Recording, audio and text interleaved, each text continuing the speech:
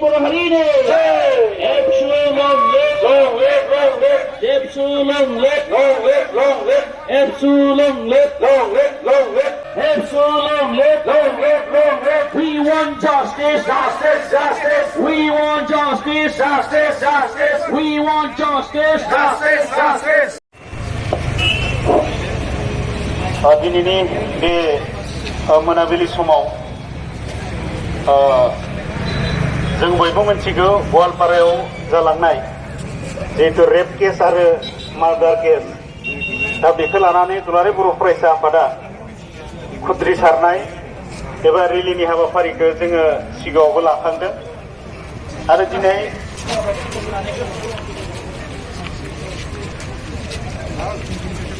बेखौनो लानानै दुलाराय बर' फरायसा आफादनि बिथोन बायदियै आसामाव थानाय मोनफ्रोमबो जिल्ला एबसुआ दिनै रेलिनि मोनसे हाबाफारिखौ लादों बनजार सावनानै रेलि खालामनाय बे हाबाफारिखौ लानो थाखाय सिगाङाव दुलाराय बर' फरायसा आफादा खावलायदोंमोनब्लाबो प्रशासननिफ्राय गोबां बनजार लानानै हान्जा सुरनायखौ सावरायलायहरनानै एबा बेखौ लायालासिनो रेलिखौ खालामोबा मोजां जायो नामा बेबायदि खावलायबाय थानायनि थाखाय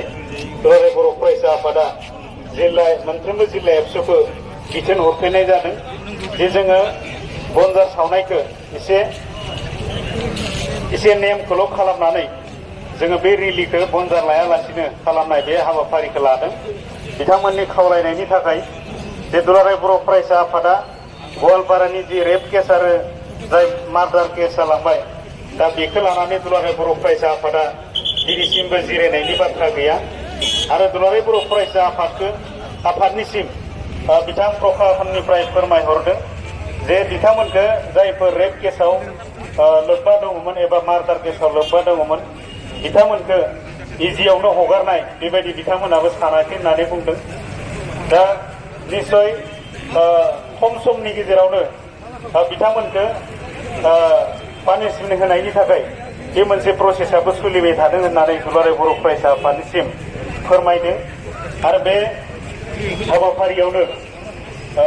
जागायनायनिफ्राय जोबजासिम जे मोनसे हाबाफारिखौ नोंथांमोना बयबो बाहागो लानानै जाफुंसार होबाय उदालगुरि जिल्ला एबसुनि मानगोनां आफादगिरि करिलेस दैमारि गाहाय नेहाथारि बाबुल बर'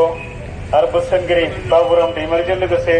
जिल्ला एबसुनि साफ्रोमबो मानगोनां बिबानगिरि मावथि लोगो नोंथांमोन आरो गुबुन गुबुन दख'रानिफ्राय सफैनो हानाय आफादगिरि गाहाय नेहाथारि मावथि लोगो नोंथांमोन मानगोनां बर' बिमा गौतमनि जिल्लानि एबा मिरुनि मानगोनां दैदेनगिरि आरो जोंनि जिल्ला एबसुनि लोगो बुंथिगिरि मानगोनां बिथां बिबारि बर' आरो लोगो सोलोंथाइ नेहाथारि मानगोनां रमिय कुमार बसुमतारिजों लोगोसे साफ्रोमबो एबसुनि मेंनो रोङै मानगोनां मावथि नोंथांमोन दुलाराय बर' फरायसा आफादनि खावलायनाय बायदियै दिनै बे मोनाबिलि समाव जे मोनसे रेलिनि जे हाबाफारि जोंनि जाय दाबिफोरखौ लानानै जों दिनै हाबाफारि लादों बेवहाय बयबो लोब लोब बाहागो लानानै हाबाफारिखौ जाफुंसार होबाय बिनि थाखाय आङो दुलाराय बर' फरायसा आफादनिफ्राय बयनिसिमबो आङो साबायखर बावहरदों आरो फैबाय थानाय समाव जों जाय दाबिखौ लानानै दिनै दाबि खालामबाय थादों दा सरकारनिसिमबो जोंहा मोनसे खावलायनाय दङमोन दाबि दङमोन मेम'रेन्डामाव होनाय जादोंमोन सिगाङावबो जे जाय सुबुंखौ मार्डार खालामबाय बिथांनि थाखाय कम्पेनसेसन हिसाबै 20 लाख रां बेखौ सरकारा होनांगौ आरो जायफोर रेप केस खालामजाबाय बिथांमोननो 5 लाखै रांनि अनसुंथाइ होनांगौ बे मोनसे दाबि दङमोन आरो दिनैसिमबो सरकारा बे मोनसे कम्पेनसेसन होनायनि थाखाय बिथांमोना जिहेतु दासिमबो थि खालामनानै होआखै दा बेबो जोंनि थाखाय मोनसे गोख्रों मोनसे दाबि आरो फैबाय थानाय समाव जाय कालप्रेटफोर बिथांमोनखौ साजा होआब्ला दिनै जेलाव हमनानै दोनबाल' बेखौ जोङो दुलाराय बर' फरायसा आफादा गोजोननाय नङा बर' माहारिया सुबुंफोरा जेब्लाबो गोजोननाय नङा बिथांमोनखौ जाहाथे मोजाङै साजा होनायनि थाखाय आखायाव लायो बिनि थाखाय जोंनि दाबिया थाबाय थागोन गोलाव बाथ्रा बुंनो नागिराखै बेखौ जों बयबो मिथिगौ আজি আমি নিখিল বড়ো ছাত্র সন্থাই অল আসাম গোটেই আমার যিখিনি জিলা আছে ইয়াত এই কার্যসূচীখন ৰেলীৰ যি কাৰ্যসূচীখন আমি লোৱা হৈছে যেহেতু আমি সকলোৱে জানে গোৱালপাৰাৰ যিটো কেছ ৰেপ কেছ আৰু মাৰ্ডাৰ কেছ এইটো গৈ ফালে নিখিল বড়ো ছাত্ৰ সন্থাই আগতো তেনেকুৱা আমি ৰেলীৰ কাৰ্যসূচী লৈছো চিফ মিনিষ্টাৰক মেমৰেণ্ডাম দিছো BTC চৰকাৰক মেমৰেণ্ডাম দিছো আৰু প্ৰশাসনক আমি মেমৰেণ্ডাম দিছো যাতে যিবিলাক মানে ৰেপ কেছত লিপ্ত হ'ল আৰু যিবিলাক মাৰ্ডাৰ কেছত লিপ্ত হ'ল তেখেতসকলে যাতে এনেই খাৰি নাযায় তেখেতসকলে নিশ্চয় পানিছমেণ্টটো পাবই লাগিব আৰু আমাৰ যিটো দাবী আছিল যি মানুহে মাৰ্ডাৰ হ'ল তেখেতক চৰকাৰৰ পৰা যিটো 20 লাখ কম্পেনচেশ্যন দিব লাগে আমাৰ এইটো দাবী আছিলে আৰু যিবিলাক ৰেপ হ'ল তেখেতসকলক 5 লাখকৈ তেনেকুৱা কম্পেনচেশ্যন দিয়াৰ কাৰণে আমাৰ চৰকাৰলৈ আমাৰ দাবী আছিলে এইটো চৰকাৰে এতিয়ালৈকে ইয়াৰ কাৰণে যিটো ব্যৱস্থা কৰা নাই ইয়াৰ কাৰণে আমি চৰকাৰক আৰু অনুৰোধ জনাইছো তেখেতসকলে যাতে এই ইনিচিয়েটিভটো লয় আৰু আমাৰ যিখিনি দাবী যদি ভৱিষ্যত বা পিছত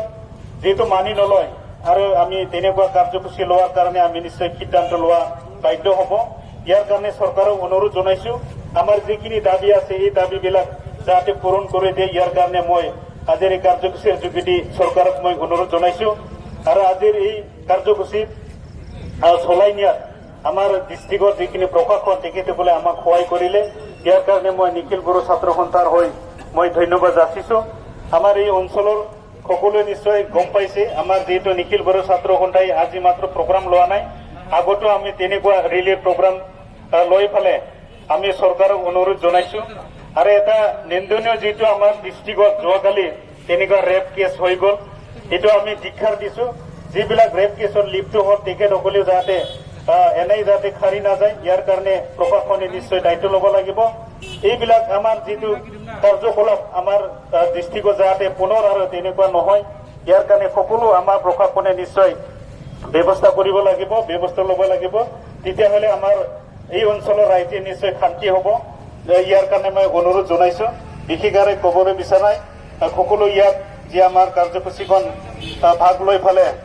সম্পূৰ্ণ কৰিলে সহায় কৰিলে ইয়াৰ কাৰণে মই সকলোকে ধন্যবাদ যাচিছো बयनिसिमबो साबायखर बावनानै आंनि फंनैसो बुंनायखौ बेखिनियावनो फोजोबबाय गोजोन्थों